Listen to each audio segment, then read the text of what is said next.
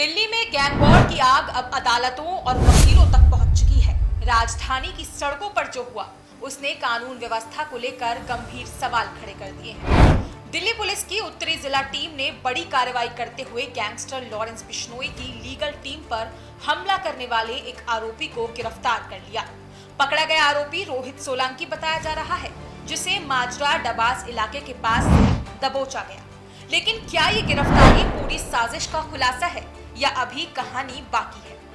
Police के मुताबिक जिस वक्त लॉरेंस बिश्नोई की लीगल टीम पर हमला हुआ उस वक्त रोहित सोलंकी स्कूटी पर सवार था और उसके पास पिस्टल मौजूद थी। गिरफ्तारी के वक्त भी पुलिस ने उसके पास से एक पिस्टल बरामद की। यानी साफ है कि ये कोई मामूली झगड़ा नहीं था, बल्कि पूरी तैयारी के साथ हमला किया गया था।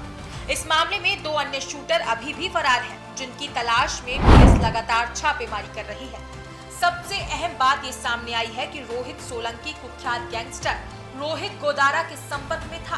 पुलिस का कहना है कि वो रोहित गोदारा का शूटर है। अगर ये सच है तो मामला सिर्फ एक हमले तक सीमित नहीं, बल्कि 2 बड़े गैंगों की सीधी भिड़ंत का संकेत देता है। पूछताछ जारी है और जांच एजेंसियां ये पता लगाने की कोशिश कर रही हैं कि हमले की साजिश कहां और कैसे रची गई। अब जरा उस रात की घटना पर नजर डालते हैं जिसने पूरे मामले को सुर्खियों में ला दिया। 24 फरवरी की देर रात दिल्ली के कश्मीरी गेट ISBT के पास अचानक गोलियों की आवाज गूंज उठी। समय था रात करीब 10:30 बजे। लॉरेंस बिश्नोई के वकील दीपक खत्री अपने 4 साथियों के साथ मरघट वाले हनुमान मंदिर के पास पहुंचे थे। तभी अचानक बाइक सवार हमलावर वहां पहुंचे और उनकी कार को चारों तरफ से घेर लिया। इसके बाद जो हुआ वो किसी फिल्मी सीन से कम नहीं था। हमलावरों ने ताबड़तोड़ फायरिंग शुरू कर दी। कई राउंड गोलियां चलाई गई। सड़क पर अफरा तफरी मच गई। गोलियों की बौछार के बीच जान बचाना सबसे बड़ी प्राथमिकता थी। स्थिति को भांपते हुए ड्राइवर ने बहादुरी दिखाते हुए तुरंत कार को वहां से निकाला और तेजी से सिविल लाइन के एक 5 सितारा होटल की ओर ले गया। अगर ड्राइवर जरा भी देर करता तो अंजाम और भयावह हो सकता था। इस हमले में वकील दीपक खत्री बाल-बाल बच गए, लेकिन कार की पिछली सीट पर बैठे एक शख्स को गोली लग गई। उसे गंभीर हालत में अस्पताल में भर्ती कराया गया। ये साफ संकेत था कि हमलावरों का इरादा डराने भर का नहीं, बल्कि गंभीर नुकसान पहुंचाने का था। जिस तरीके से कार को घेरकर फायरिंग की गई, उससे शुरुआती आशंका यही जताई गई कि यह हमला किसी विरोधी गैंग का काम हो सकता है, क्योंकि गैंग वॉर की दुनिया में बदला और शक्ति प्रदर्शन आम बात बन जाती है। लेकिन सवाल ये है कि क्या अब गैंगों की दुश्मनी अदालत और वकीलों तक पहुंच चुकी है? क्या न्यायिक प्रक्रिया से जुड़े लोगों को भी निशाना बनाया जाएगा? दिल्ली पुलिस के लिए ये मामला प्रतिष्ठा का सवाल बन गया था।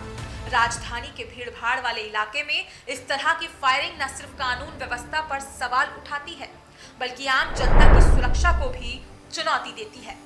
यही वजह है कि पुलिस ने तकनीकी सर्विलांस, CCTV फुटेज और मुख्बिर तंत्र की मदद से रोहित सोलंकी तक पहुंच बनाई। अब जांच का फोकस इस बात पर है कि हमले की पूरी साजिश किसने रची, फंडिंग कहां से हुई, हथियार किसने उपलब्ध कराए और फरार 2 शूटर कहां छुपे हैं।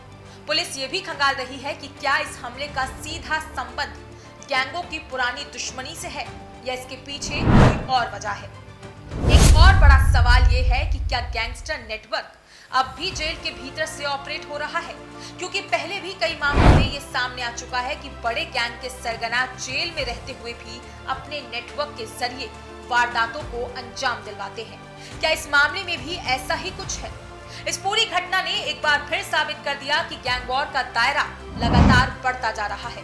पहले ये लड़ाइयां सिर्फ गैंग मेंबरों तक सीमित रहती थी, लेकिन अब वकील, सहयोगी और यहाँ तक कि सार्वजनिक स्थान भी निशाने पर है।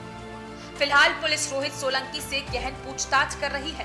उम्मीद की जा रही है कि पूछताछ में कई बड़े खुलासे हो सकते हैं। फरार शूटरों की गिरफ्तारी के बाद ही तस्वीर पूरी तरह साफ हो पाएगी। राजधानी में इस तरह की वारदातें ये सवाल छोड़ जाती हैं कि आखिर कब तक गैंग वॉर की गोलियां सड़कों पर गूंजती रहेगी। क्या सख्त कार्रवाई और मजबूत जांच से इस नेटवर्क की कमर तोड़ी जा सकेगी?